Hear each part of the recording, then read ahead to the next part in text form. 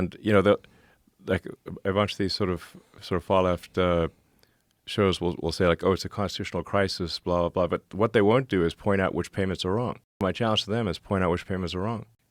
They won't be able to. That's why no anecdotal specifics. stories about mothers starving. But we can name the specifics. Yeah.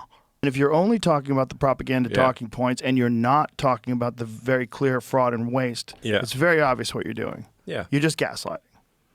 Yeah, totally. Yeah. So exactly, because we're saying, like, look, in fact, I've said we're going to make mistakes. We're not going to be perfect. So if we make a mistake, we'll quickly fix it. So we'll we need to act fast. So stop wasting billions of dollars of taxpayer money. But if we make a mistake, we'll reverse it quickly. Right. And, so.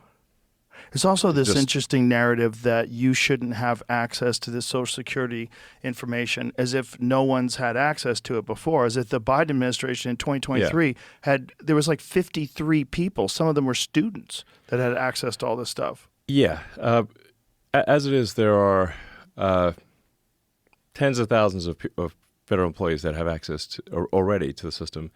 Anyone from DOJ has to go through the same vetting process that those federal employees went through. So it's not like some unvetted random situation.